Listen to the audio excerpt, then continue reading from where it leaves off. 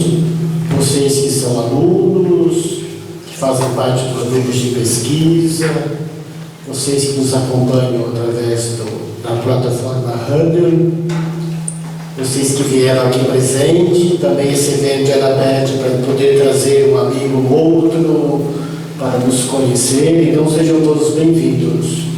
Antes de começar e passar a palavra ao professor Jarbas, que é o nosso coordenador dos grupos de pesquisas que estão aqui presentes, alguns em parte, outros nos acompanham à distância, eu queria só lembrar que este evento desta manhã faz parte, digamos, das nossas atividades. Alguns alunos aqui presentes, outros que talvez ainda possam chegar nos próximos minutos. Nós incluímos essa atividade, que é uma primeira atividade, como expressão das nossas pesquisas nos diferentes grupos. Apenas lembrando que nós temos então no Centro de Estudos um programa com diversos cursos e grupos. Aqui, para esta manhã, são apenas 2 grupos de estudos, chamados grupos de sábados de cultura judaica e de ciências religiosas. Enfim, então, exprimindo nossa alegria por este evento desta manhã, queria acolher o professor Jarbas, que é o nosso coordenador de pesquisa. Nós temos 4 grupos de pesquisa e ele vai nos apresentar e apresentar o conferencista desta manhã, que nos alegra com a sua presença, professor Matias. Ele tem um livro, foi a sua tese, ele está divulgando, está à disposição por um preço simbólico de R$1, basta ter R$1 no bolso. Logo mais no intervalo vocês poderão ver, assim como outros livros da coleção que nós temos, coleção Judaísmo e Cristianismo, na qual nós publicamos ou trabalhos, digamos, dos nossos professores, pesquisadores, ou então traduções, como esta última, Como Jesus Lia a Torá, do Rabino Felipe Haddad. É o 20º número da nossa coleção, Como Jesus Lia a Torá. Nós já tivemos a oportunidade de fazer aqui mesmo o lançamento desse livro, com uma apresentação, um debate sobre este livro e o outro livro do professor Marivan e do professor Márcio, sobre um tema de maneira bem parecida, mas com uma abordagem diferente: Jesus, o sábio, o mestre entre os sábios, que está aqui nas mãos do padre Fernando. É este livro que foi o 90º livro da coleção. Então sejam todos bem-vindos, e professor Jarbas, por favor, o nosso coordenador dos grupos de pesquisas, que vai coordenar toda esta manhã e nos apresentar as atividades e convidar aqueles que tomarão a palavra. Vai haver um momento depois, é claro, para perguntas e questionamentos.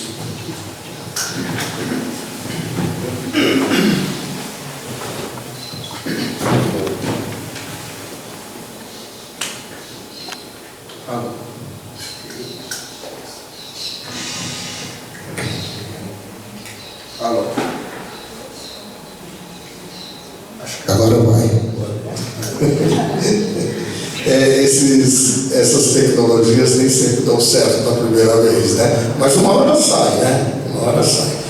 Então, bom dia a todos e todas. Muito obrigado pela presença. Eu acho que esse é um momento muito importante aqui no centro, porque é a primeira vez que a gente faz um evento reunindo os grupos de pesquisa. Então, como é a primeira vez, sempre é muito saudável que a gente possa realmente fazer um evento que classifique, que otimize o nosso centro de estudos. Vocês sabem que nós estamos pleiteando, junto ao Ministério da Educação, o credenciamento do nosso centro de estudos. E o credenciamento, esse ano é um ano bastante difícil, um ano político. Provavelmente a gente não tenha um sucesso nesse credenciamento. Mas o que é importante é a gente pensar que todos nós que estamos aqui, os alunos, professores e outras pessoas interessadas nas atividades do centro, que a gente possa valorizar aquilo que é específico do centro, que é a pesquisa. Agora, não se faz pesquisa sem ensino, sem extensão, né? Então, por isso a gente tem alguns cursos de extensão, esperando aí o credenciamento do MEC, que pode valorizar muito mais aí o nosso trabalho do ponto de vista da oficialidade dos cursos que a gente apresenta no centro. E é muito interessante também que a gente tem esse espaço aqui, né? Esse espaço aqui dali no Coutinho, bastante adaptado para as atividades de pesquisa.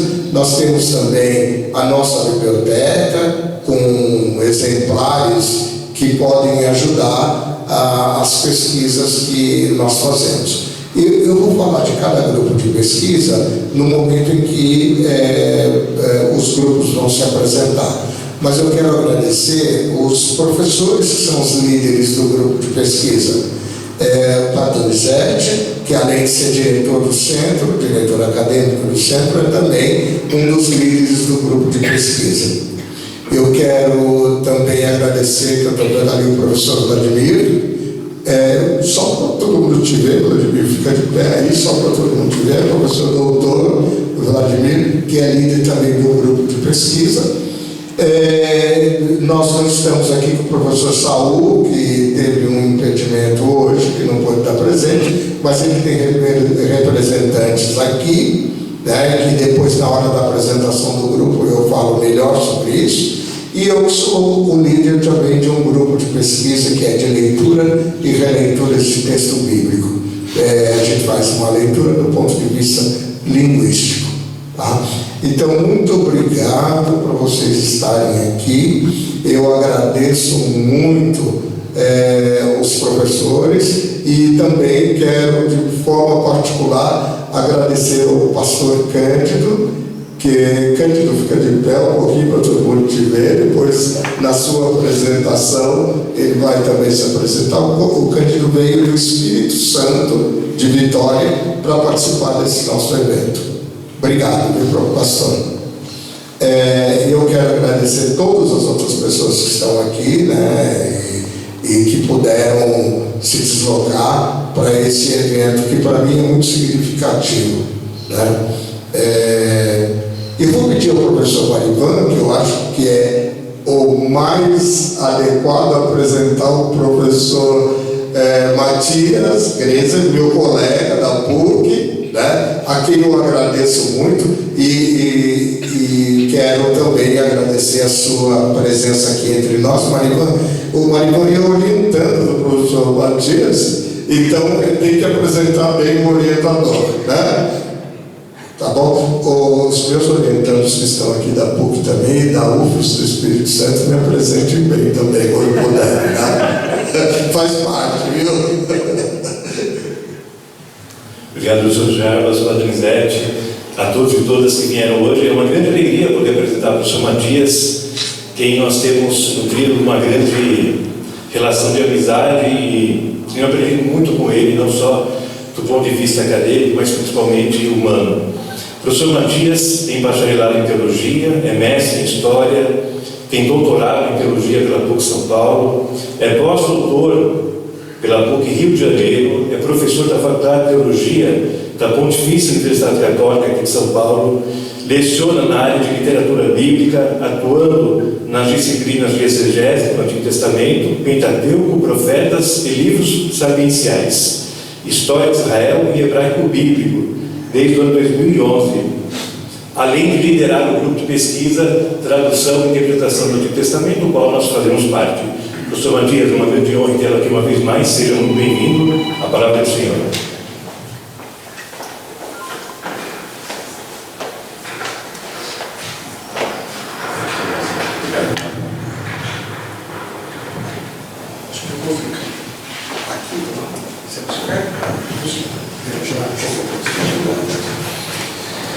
Bom dia a todos e todas.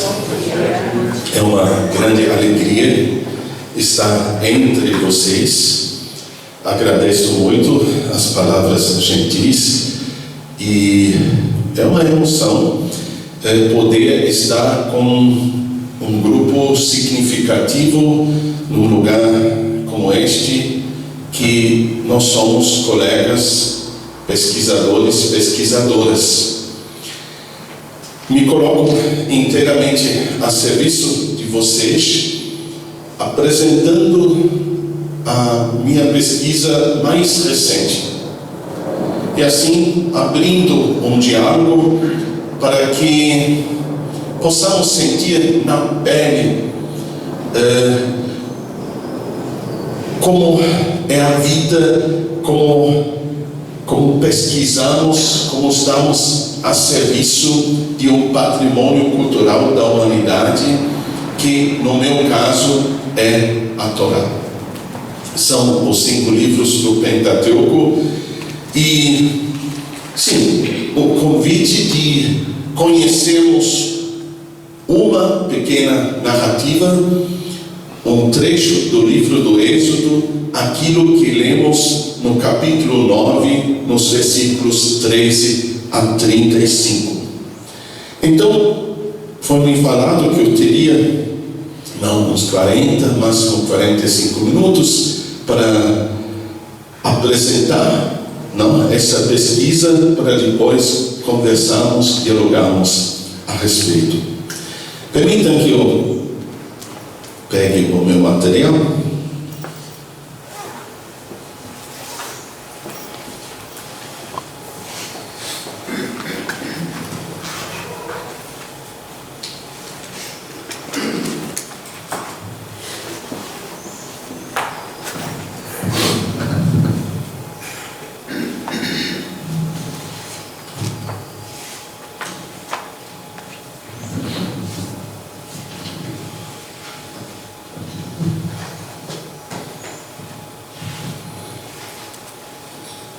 Há uns 2, 3 anos que eu estou relendo o Pentateuco com a seguinte questão: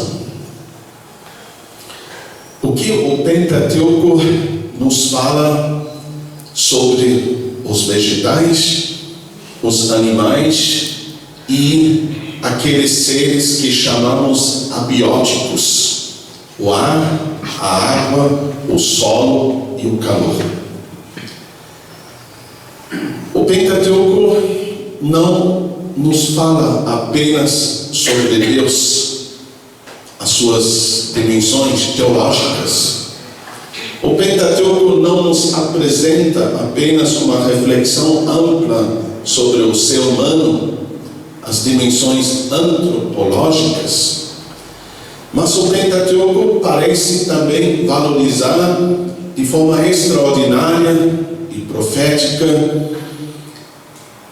os demais seres, favorecendo o que eu chamo de econarratividades, ecopoeticidades, insistindo numa convivência harmoniosa com todos os seres, em vez de favorecer um domínio violento e destrutivo. Agora, o Pentateuco é poesia, é literatura. Nós não vamos encontrar no Pentateuco uma afirmação, uma reflexão sistemática sobre princípios ecológicos, mas lá estão, sobretudo, narratividades poéticas, poeticidades jurídicas que nos propõem uma educação espiritual, uma proposta moral vinda de Deus. Favorece-se uma compreensão da natureza que insiste no reconhecimento, ora da beleza de tudo que existe, ora da fragilidade que acompanha todos os seres. Então, nesse sentido, eu quero reler, como ocorre nos grupos de pesquisa de vocês, um texto com vocês, tentando exprimir esta laranja, tirando o suco dela, descobrindo o que nesta narrativa ocorre de reflexão a respeito das dimensões socioambientais. Nos últimos 15 anos, o meu grupo de pesquisa chegou a traduzir o Pentateuco. 5 membros desse grupo de pesquisa, que se chama Tradução e Interpretação do Antigo Testamento, traduziram o Pentateuco e foi publicado como livro. E a coisa mais chata que existe neste mundo, alguém falar sobre a Bíblia. Eu espero de nunca fazê-lo, mas gostaria de conversarmos com a Bíblia. Então, me proponho a ler o texto com vocês, esta pequena narrativa formada por 23 versículos, para que nós a tenhamos na memória novamente. Quem estiver com a Bíblia, por favor, abra o livro do Êxodo, capítulo 9. Nós estamos naquela parte do livro do Êxodo em que são narradas as 10 pragas.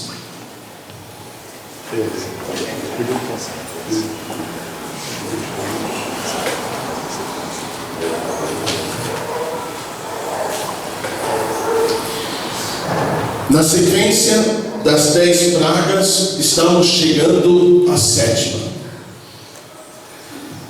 E no caso dessa nova tradução, que é a mais recente, a mais comentada, que atualmente existe no mercado, eu mesmo tive a chance de traduzir o livro do Êxodo, de comentá-lo inteiramente, e eu cheguei a traduzir o texto hebraico da seguinte forma: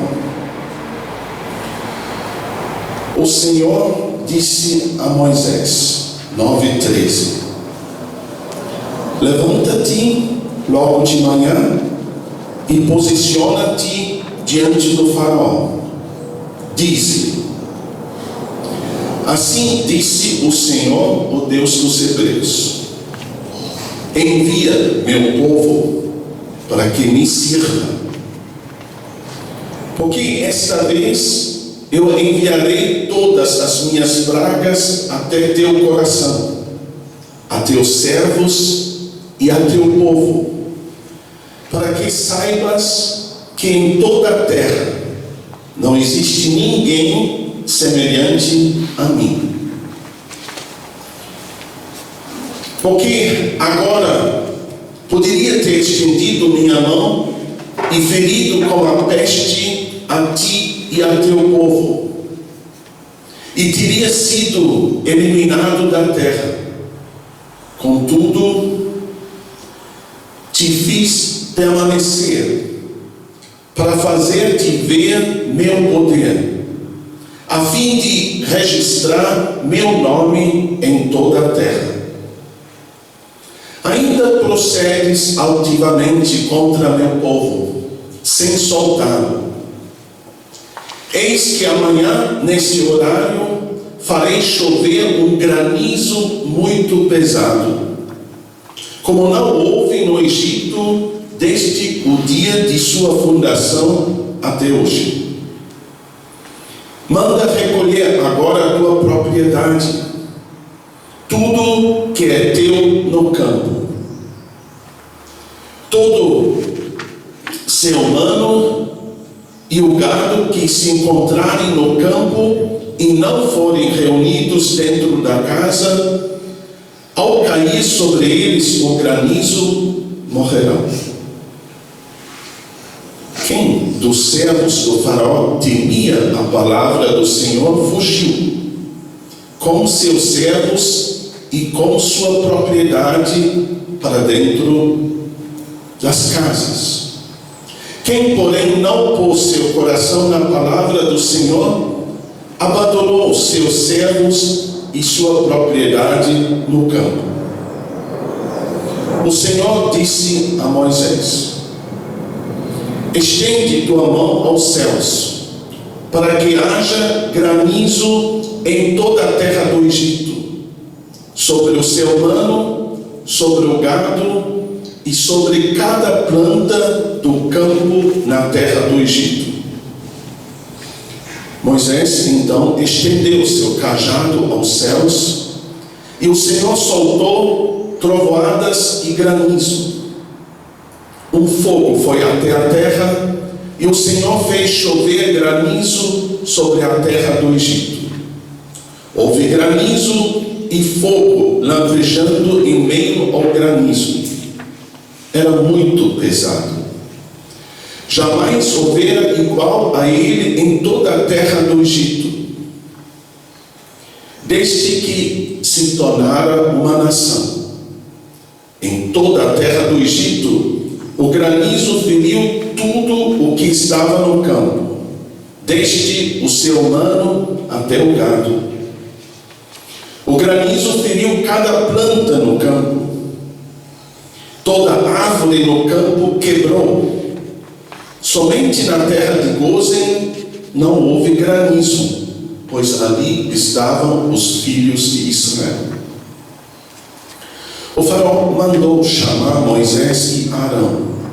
Disse-lhes: pequei desta vez.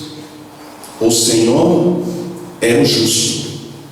Eu e meu povo somos os perversos. Rogai ao Senhor para que as trovadas de Deus e o granizo sejam suficientes. Então vos enviarei.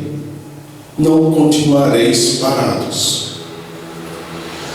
Moisés lhe disse: quando eu sair da cidade, estenderei as palmas de minhas mãos ao Senhor.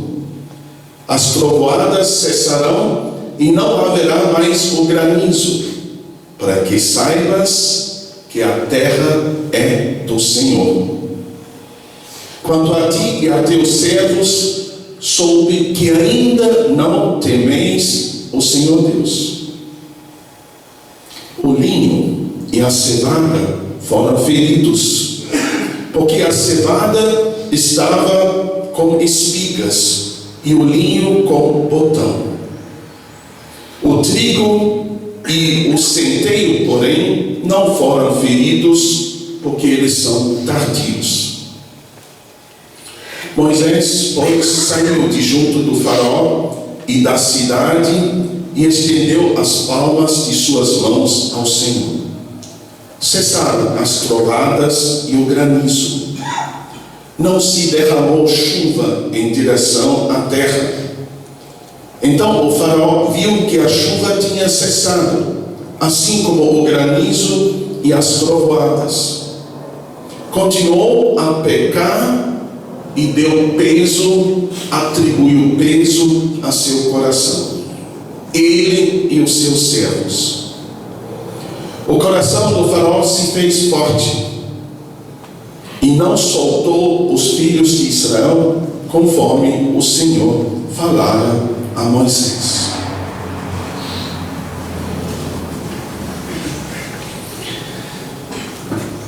Normalmente,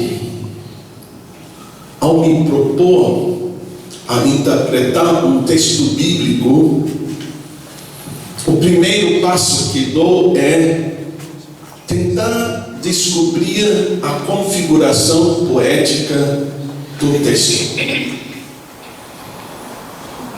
Esse texto é literatura. Artisticamente foi configurado. O que eu li para vocês é uma tradução do texto hebraico, que procura ser muito fiel ao que lemos em hebraico. Mas sim, me dão alguns minutos para lhes mostrar alguns dos elementos retóricos, alguns detalhes da configuração poética do texto. Vamos ao segundo slide.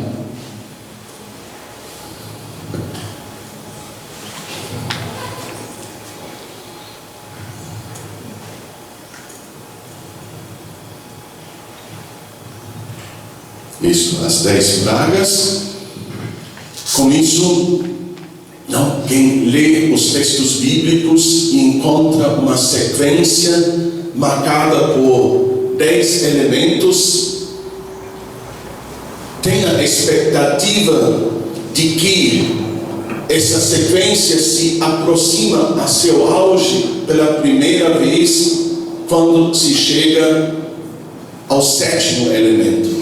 Nós estamos com a 7ª das 10 pragas. Depois, a praga final é o segundo auge ao que se chega. Próximo.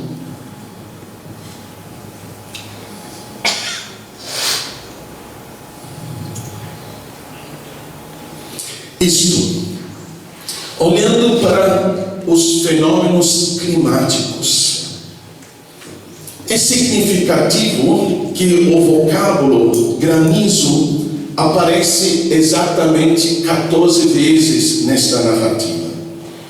É um múltiplo de 7, e o número 7 é aproveitado na literatura bíblica como elemento estilístico na configuração dos textos.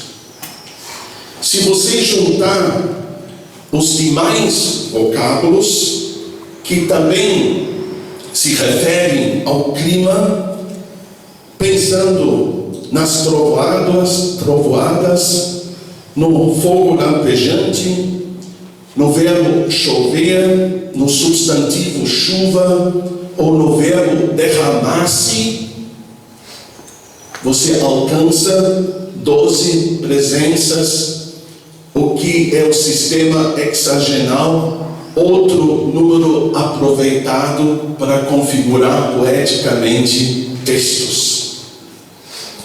Então, esta temática do clima é o tema central. Avançando,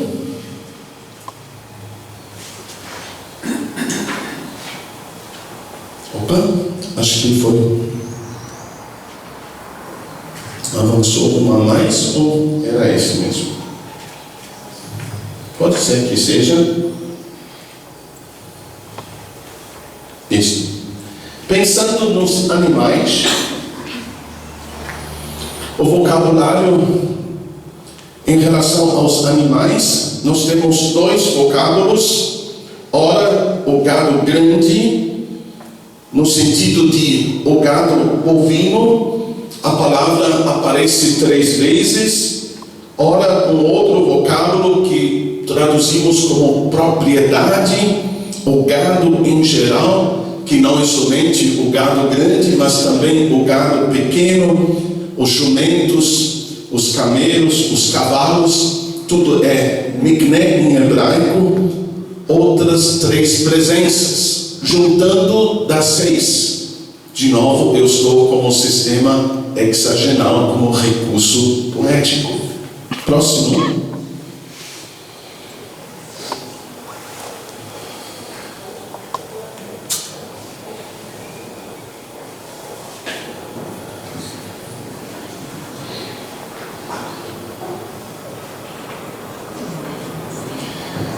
O vocabulário ligado aos vegetais. Eu tenho a erva 2 vezes, a árvore 1 vez, o linho 2 vezes, a cevada 2 vezes, a espiga 1 vez, o botão de flor 1 vez, o trigo 1 vez, a espelta 1 vez, e aquilo que é um vegetal tardio 1 vez. Também o vocabulário ligado aos vegetais, à flora, 12 presenças. De novo, eu estou com o sistema hexagonal. Próximo. E quando eu olho para a palavra campo, não? A narrativa dirige nosso olhar para o campo, o substantivo aparece 7 vezes. E a questão da terra, o vocábulo Eretz, 12 vezes. Nada disso é um mero acaso. Existe um planejamento amplo em relação à configuração poética desta narrativa. Não uma narrativa simples, mas uma narrativa que qualificamos como poética. Próximo. A gente poderia realizar muitos outros estudos. A beleza da narrativa não se limita a a presença bem planejada do vocabulário. Existem outros elementos. Mas eu logo gostaria de convidá-los a acolhermos o que esta narrativa tematicamente nos propõe. E, ao meu ver, esta narrativa realça ou nos apresenta 3 reflexões. A primeira é a questão da gravidade da catástrofe. Nenhuma outra praga é composta por tantos fenômenos ao mesmo tempo. Nesta narrativa nós temos a chuva, nós temos o granizo pesado, nós temos as trovoadas, nós temos os relâmpagos. Parece não se tratar de uma praga simples, mas como o texto diz no versículo 14, de todas as pragas. Mais ainda, a catástrofe climática nesta narrativa atinge toda a região, a terra inteira do Egito. Além disso, a chuva de granizo atinge os diversos seres que estão no campo, o ser humano, os animais, as plantas baixas, as ervas e também as árvores. A vida rural está sendo atingida inteiramente, em todas as suas dimensões. E pela primeira vez na sequência das 10 pragas, já estamos na 7ª, a calamidade não destrói apenas animais e vegetação, mas também os seres humanos. A catástrofe acontece no campo, sim, mas ela vai atingir a cidade. Justamente a classe alta da sociedade egípcia, sobretudo a classe sacerdotal, veste roupas feitas de linho. Um dos vegetais atingidos pela chuva de granizo é o linho. Mas algo semelhante deve acontecer ou está acontecendo com a produção dos alimentos. Os alimentos produzidos no campo também são consumidos na cidade. E a própria narrativa sublinha as dimensões destrutivas, a incomparabilidade dessa praga, quando compara o que está acontecendo ao passado. Narra-se que nada disso tinha sido visto no Egito desde que o Egito foi fundado como nação. Vocês sabem que o Egito faraônico nasce no final do século 31 a.C. Em torno de 3050 a.C. se inicia a história do Egito faraônico. Uma história de 27 séculos até Alexandre o Grande. Conforme a proposta cronológica que a Bíblia nos faz, nós estamos agora em torno do ano 1220 a.C. O Egito quase já tinha uma história de 2 milênios como o Egito faraônico. Nunca houve uma catástrofe climática como esta.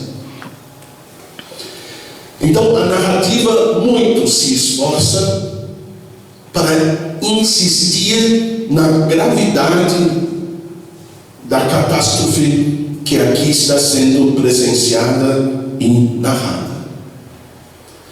Próximo. Uma segunda reflexão que a narrativa nos apresenta.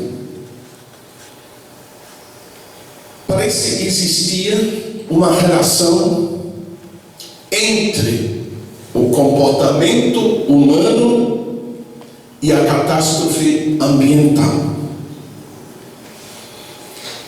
O faraó se acha culpado. Diz: eu pequei esta vez. Embora seja algo estrutural, mas esta vez o faraó se expressa desta forma, parece vislumbrar que ele talvez seja a causa do que está acontecendo, e não somente ele. Quando ele diz no versículo 25: eu e meu povo, nós somos perversos. Quem é este povo sobre o qual ele fala? Em especial os que compõem a corte, os que têm proximidade a ele no palácio, os que governam junto ao faraó o Egito, a classe alta, também ligada aos templos. Não é todo o Egito. O livro do Êxodo está muito atento àqueles egípcios que não acompanharam as decisões do faraó, que até chegaram a lhe fazer resistência. Podemos lembrar as parteiras das hebreias, que talvez eram egípcias, desobedeceram a ordem do faraó. A própria filha do faraó, que tirou o menino Moisés das águas. Mais tarde, as mulheres egípcias e os homens egípcios que equiparam os hebreus com objetos de prata e ouro, com vestimentas para sua saída do Egito. Então, não é todo o Egito que acompanhasse o faraó.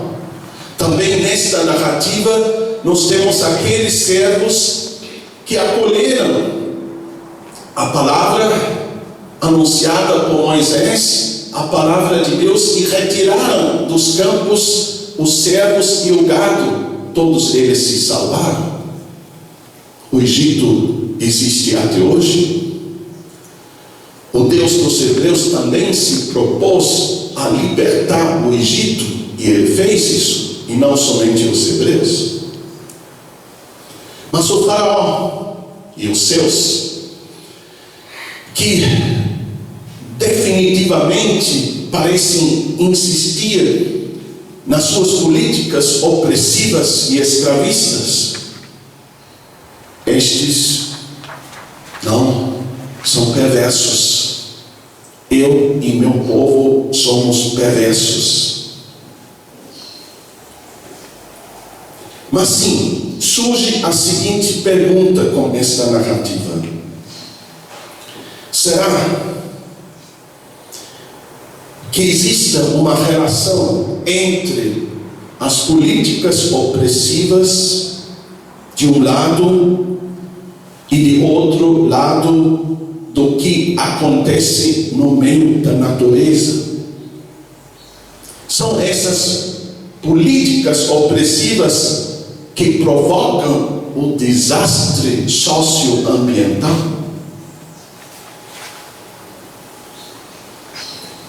Existem causas humanas? Não. Em relação, não, à catástrofe que aqui está sendo narrada. Uma terceira reflexão, e já é a última.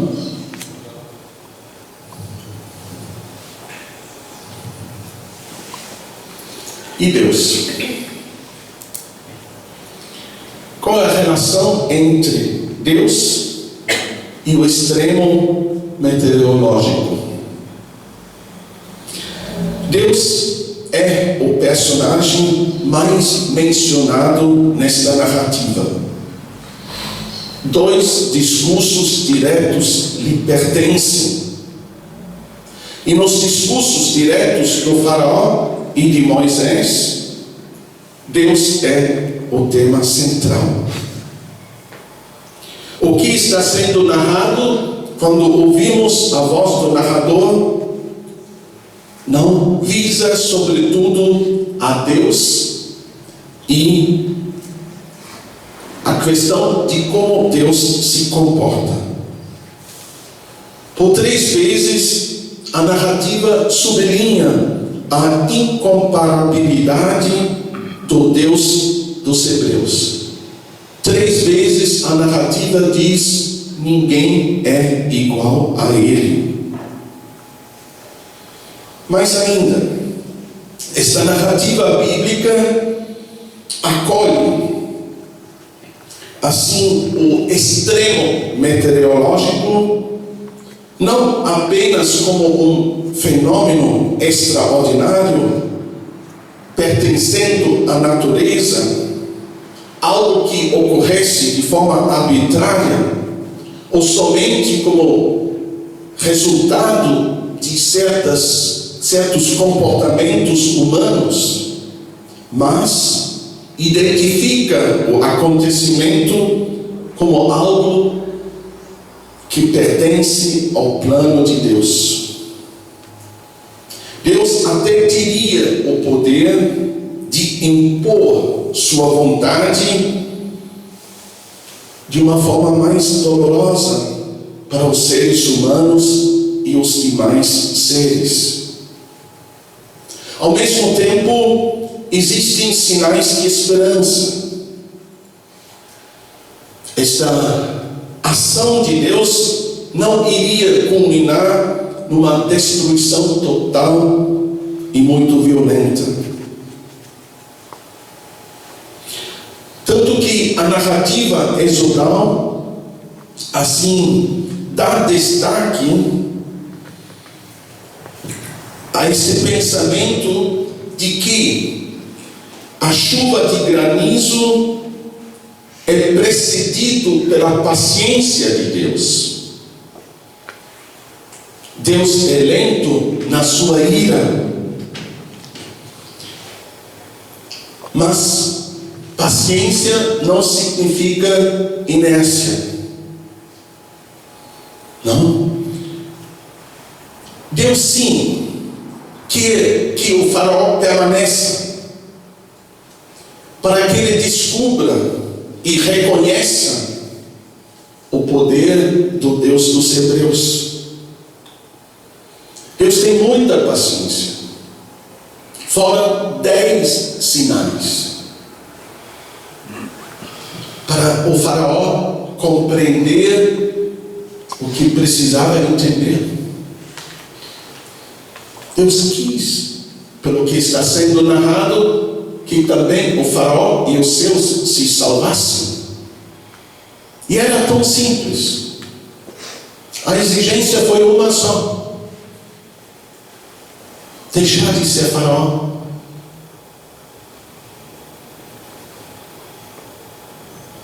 Não insistir mais em suas políticas opressivas. Permitir que os oprimidos pudessem sair. Nada mais.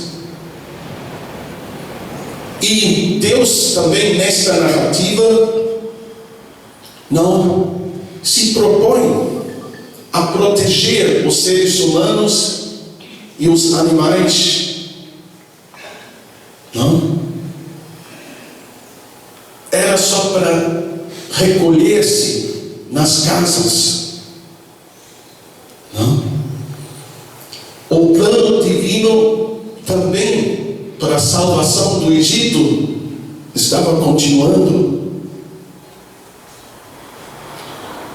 Mas o grande desafio é uma postura marcada pelo respeito à palavra de Deus. Não. Palavra de Deus que estava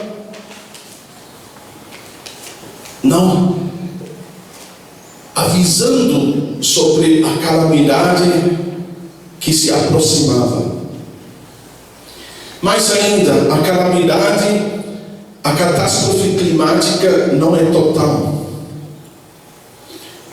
Há sobreviventes, parte do gado não morre, sobrevive. O trigo e a espelta não foram atingidos pela chuva de granizo. Não. A catástrofe deixou sobrar parte da vegetação, parte dos animais, parte dos seres humanos. Contudo, percebemos que, se não houvesse mudanças estruturais a partir das decisões políticas, acolhendo-se à justiça divina, uma outra praga poderia se aproximar e destruir o que a chuva de granizo deixou. Não, a próxima praga é dos gafanhotos, que agora vão comer o que não foi destruído pela chuva de granizo. Mas sim, a narrativa que lemos contempla o extremo meteorológico da chuva de granizo como uma ação, ou talvez melhor, como palavra de Deus. Isso comum na narrativa exodal, fenômenos relacionados ao tempo, ao clima, funcionando como imagens teofânicas que ilustram o julgamento divino. Resumindo, o extremo meteorológico narrado aqui é apresentado como uma lição que vem do alto. Fica a tarefa de aprender com a crise. Ao reiniciar a vida após a catástrofe, os sobreviventes devem mudar seu comportamento socioambiental para evitar outras catástrofes. Em relação às vítimas, prevalece o luto, porém acompanhado da esperança de que elas estejam com Deus e que a sua morte não tenha sido em vão. Agradeço-lhes pela atenção. Foram umas primeiras pinceladas. Próximo slide ainda. Eu apresentei este estudo recentemente, em julho, no Congresso da Sociedade de Literatura Bíblica. Existe uma sociedade internacional, Society of Biblical Literature, que reúne 6.000 biblistas neste mundo, e a cada ano, no mês de julho, tem um encontro internacional. Estivemos na Áustria e apresentei este estudo ali, mas ele foi traduzido para o português e publicado no número que acaba de sair. Temos um periódico científico no Brasil que chama Perspectiva Teológica, que é da FAGE, da Faculdade dos Jesuítas, em Belo Horizonte, único periódico nacional com A1 na nossa área de ciências da religião e teologia, e o estudo está online, com muito mais observações, muito mais detalhes.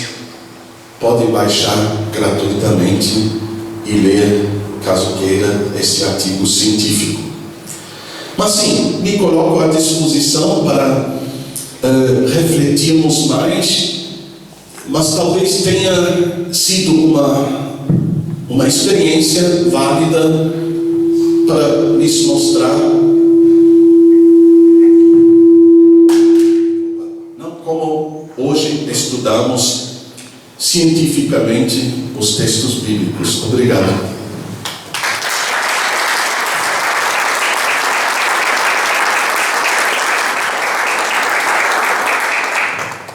Só para aquecer um pouquinho, né? Eu gostaria de fazer uma perguntinha para o professor Marcílio Matias, dizendo o seguinte: olha, é muito interessante essa leitura que ele faz de um texto bíblico. E o professor falou agora uma perspectiva científica de leitura, mas ao mesmo tempo a exposição dele privilegiou aspectos linguísticos do texto e aspectos literários do texto. Então eu pergunto, como é que a teologia vai atualizando as suas perspectivas de leitura do texto bíblico, fazendo inclusive essa relação com a própria atualidade, né? Então a gente lia os textos da teologia e se distanciava um pouco, porque a gente não fazia uma leitura que contemplasse, por exemplo, os aspectos linguísticos, os aspectos temáticos, os aspectos das condições de produção do texto, e para poder fortalecer essa relação da palavra de Deus no mundo atual. Eu acho que isso que o professor faz a gente refletir um pouco sobre essa atualidade desse texto na nossa vida, e parece que nos inspira a ler melhor o texto bíblico. Então, muito obrigado, professor, e essa minha sugestão, se nesse congresso, inclusive, se tem perspectiva de olhar uma leitura ou uma hermenêutica bíblica com uma diferença de olhar, né, de um olhar mais cotidiano, mais moderno. Obrigado, professor. Até é uma alegria muito grande para mim poder dialogar com quem é da área, não da literatura, do estudo das letras.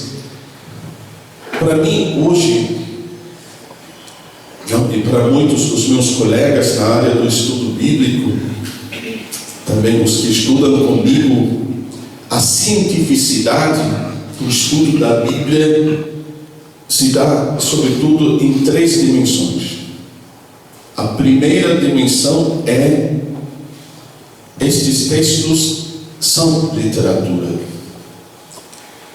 Eles se apresentam a nós como uma grande qualidade poética. No Pentateuco eu encontro 3 gêneros literários: as narrativas, que são poéticas; as leis, que são poesia jurídica, também artisticamente configuradas; e os poemas líricos. Mas sim, no primeiro momento, eu preciso estudar a configuração poética do texto, porque é como estudar um sambinha, um samba, o que acontece primeiramente? Ao menos comigo, eu começo a batucar, eu entro no ritmo. Depois, a melodia me encanta. Tendo escutado o samba já 3, 4, 5 vezes, de repente eu me proponho a compreender a letra. Mas a música já me envolveu com seu ritmo, com sua melodia. E depois eu vou perceber o que a letra me propõe, me é apresentado com todo esse ritmo e com tal melodia. A arte é assim, pela forma, ela já me envolve, não, e me aproxima ao que está sendo pensado. Então, creio eu que hoje todo estudo da Bíblia é um estudo literário, poético. Na Europa e nos Estados Unidos já observamos que o estudo da Bíblia já não, o lugar mais importante para o estudo da Bíblia não são mais os cursos de teologia. Elas estão migrando para as faculdades de letras. É literatura clássica. Não? Então, o primeiro ponto é este. Não existe estudo científico da Bíblia sem investir no estudo literário poético. O segundo momento da cientificidade é literatura antiga e não contemporânea. O mundo que é narrado também neste texto é o Egito faraônico. Eu preciso voltar a este contexto histórico original para bem compreender o texto. Então surge esta segunda tarefa de investir no estudo da história do Antigo Oriente Próximo, das culturas, não do Israel bíblico e das culturas vizinhas. Como vou entender este texto se eu não tiver noções até geográficas do Egito, noções do que era o faraó, a corte, etc. dele? Então esse é o segundo passo a ser dado. Para depois chegar ao terceiro passo, o estudo teológico. O que uma narrativa como esta, o que o Pentateuco como obra tão abrangente, o que a Bíblia me propõe de reflexão sobre Deus, o que nela está sendo pensado sobre Deus. E com isso eu vou descobrir que essa reflexão sobre Deus envolve também uma ampla reflexão sobre o ser humano, e o que estamos descobrindo há poucos anos, que isso também envolve uma reflexão ampla sobre os demais seres, não? Vegetais e animais e os seres abióticos.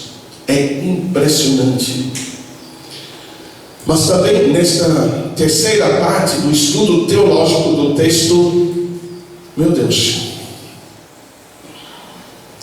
acho que nós temos tantos e tantos erros, não? Onde se diz que a Bíblia pensaria isso e aquilo sobre Deus, e quando a gente verifica isso de perto, até parece ser o contrário, não? O estudo teológico que tenta descrever o que há de reflexão sobre Deus nestes textos precisa acontecer com muito mais exatidão. Muito mais exatidão, não? Mas sim, então nesses três níveis eu acho que a cientificidade se dá, não? Mas obrigado. Muito obrigado.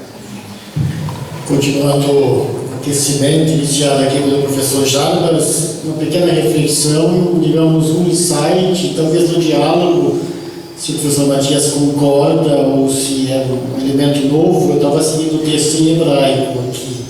E na sua análise, que é perfeita e excelente, considerando o texto como literatura, com esse olhar que é sobre os seres vivos, de modo geral, grandes ou pequenos, e que é uma novidade, graças a Deus, estamos redescobrindo isso.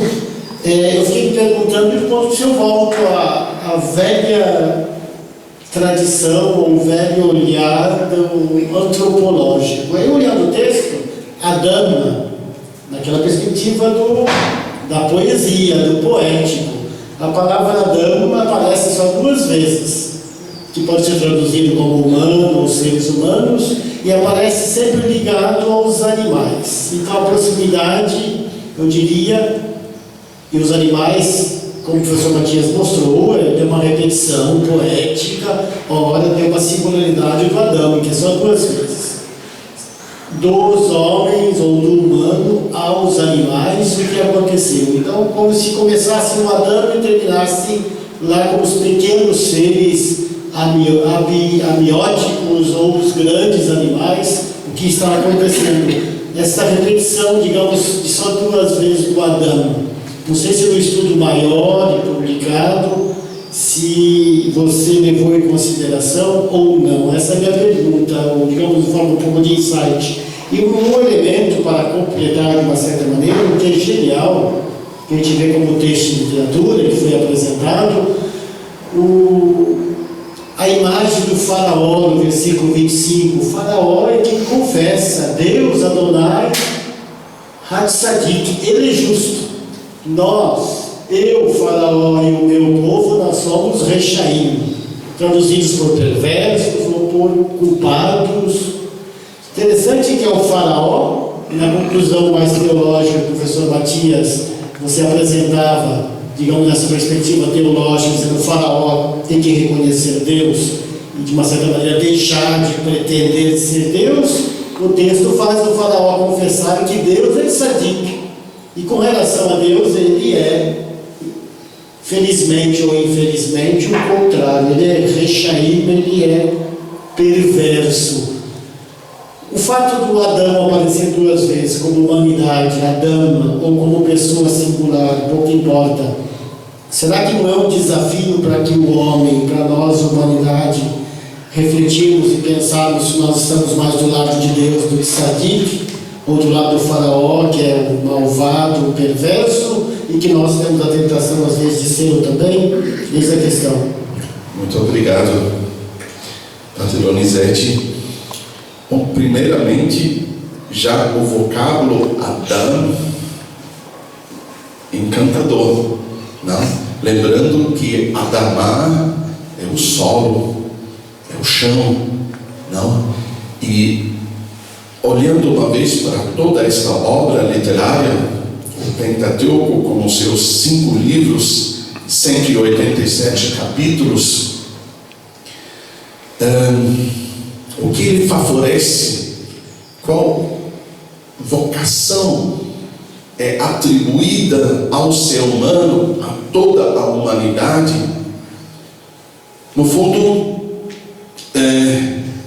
desde Gênesis 2, aquela vocação de guardar tudo o que foi criado e de estar a serviço da criação. E o domínio sobre o qual também já se fala em Gênesis 1, ele deve se dar dessa forma, em forma de serviço. Mas jamais o Pentateuco favorece qualquer tipo de domínio violento, destrutivo em relação à natureza. E continua a valer, não, uma vez o padre Fernando e eu, nós relemos o livro do Deuteronômio e procuramos por aquelas leis que aparentemente se propõem a insistir na preservação da natureza. O que está sendo dito em relação às árvores? Não destruirás. É mandamento de Deus, de não destruir, não desnecessariamente uma árvore. Não, o ser humano foi inicialmente colocado num jardim, Éden, como bem sabe em hebraico, prazer, num lugar meramente prazeroso, cheio de água, não, tudo está ali para não, o ser humano conviver, não, e poder sobreviver. Ao meu ver, o Pentateuco é ativista, ele é verde, ele se preocupa não com o ambiente e até chama o ser humano de se colocar a serviço e aguardar este ambiente, não, que é refletido como criação de Deus. É impressionante como o Pentateuco, como obra literária, nascido no primeiro milênio antes de Cristo, parece ser tão atual e já enxerga uma relação entre políticas perversas e catástrofe ambiental. Bom, se nós não aprendemos isso no Brasil, ou se não fomos capazes de ver essa relação, a Bíblia pode nos ajudar a descobrir que de fato existe uma relação. Não, políticas opressivas são destrutivas e provocam catástrofes ambientais. O Pentateuco já entende disso, não? Mas sim, é uma coisa bastante nova, ainda em colocações bem recentes, 2, 3 anos atrás, grandes pesquisadores do Pentateuco, até lá no Instituto Bíblico em Roma, dizem o que temos que investigar são as dimensões teológicas e antropológicas do Pentateuco. Eu estou querendo juntar com alguns outros, vamos também investigar estas dimensões ambientais. O Pentateuco não fala somente sobre Deus e o ser humano, mas olha para todos os seres, não? E uma coisa que me encanta, não, que viva o novo rei da Inglaterra, não, que é um ambientalista. Este homem é verde, não, é uma das vozes mais ativas na Europa que insiste na proteção do ambiente. É impressionante, não?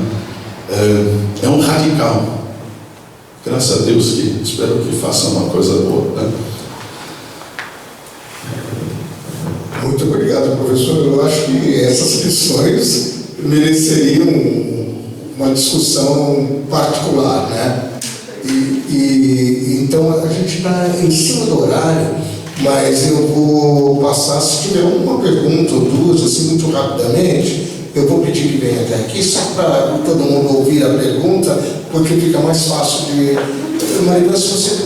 então, esse cara não quer, não. Só para ficar mais fácil que todos ouçam a pergunta. Agradecer a sua explanação e uma pergunta que talvez seja óbvia, mas me parece que o seu estudo e o estudo de todas as pessoas que estão se debruçando sobre o Pentateuco é uma atualização, né, da palavra de Deus, né? Me parece que essa narrativa, o senhor aceitua uma literatura, mas uma literatura inspirada, né? Não é uma literatura humana, não é um livro de ficção, né? E uma pergunta só, tem várias, mas vou fazer uma só diante do tempo pequeno. O senhor comentou sobre um estudo do Egito como povo, como nação. Eu vejo muito mais, e talvez gostaria da sua opinião, o Egito como algo simbólico. É possível?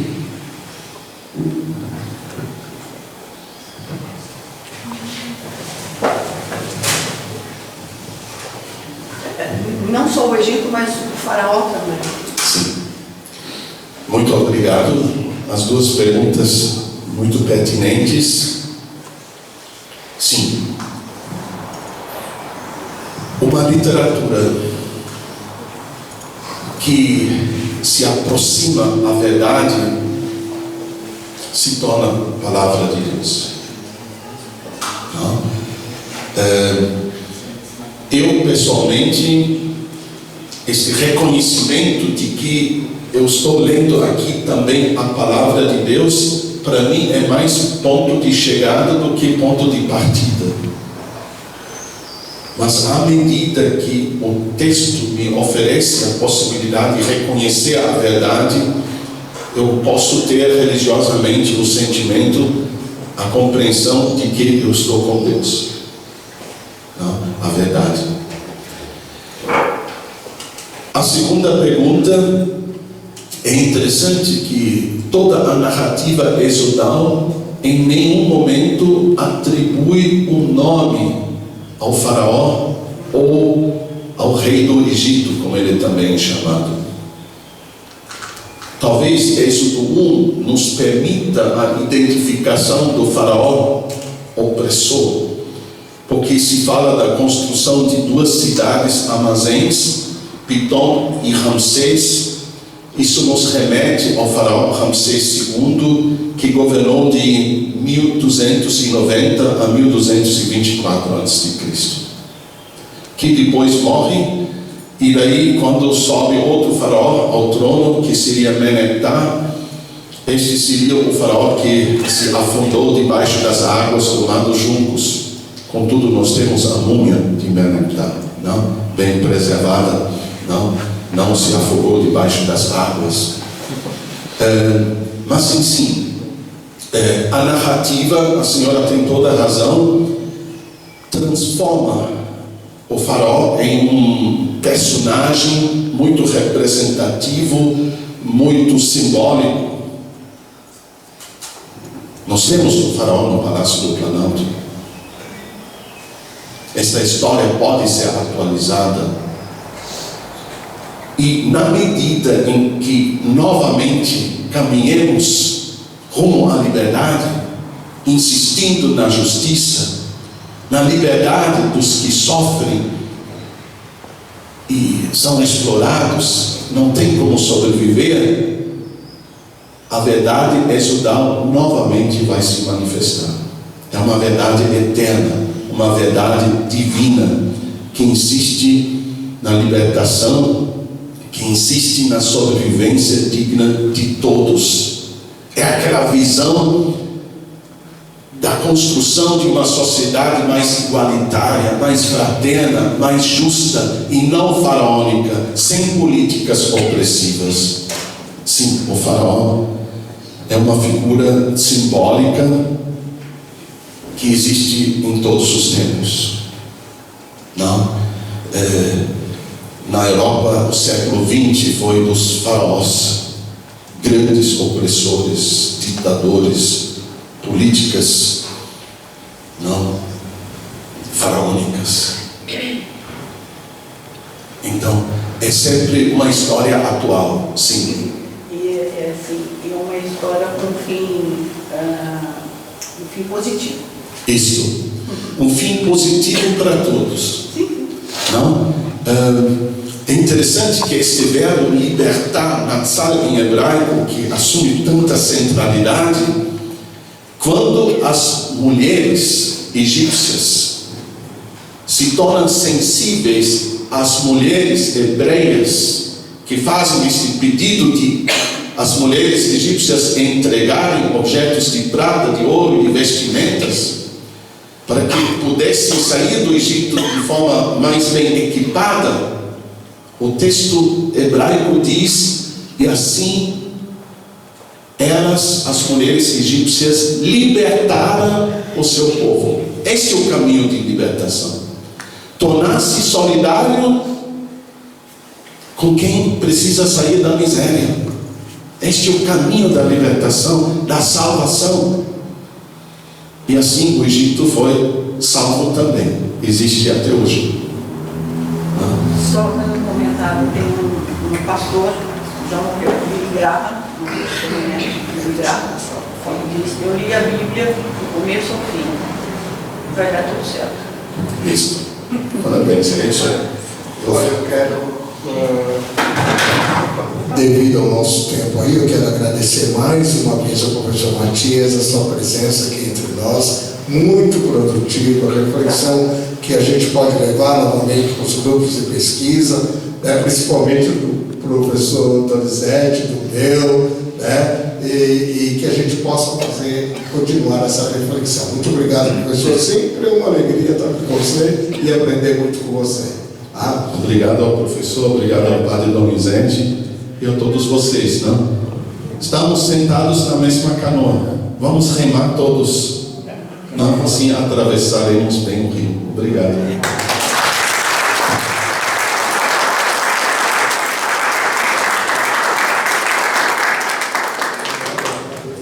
Dando continuidade, enquanto a gente dá uns 5 minutinhos, o grupo do professor Saul, quem está presente aqui, então você já pode se preparar para a apresentação, são 15 minutos, 20 minutos no máximo, depois a gente faz um intervalo com um cafezinho, ok?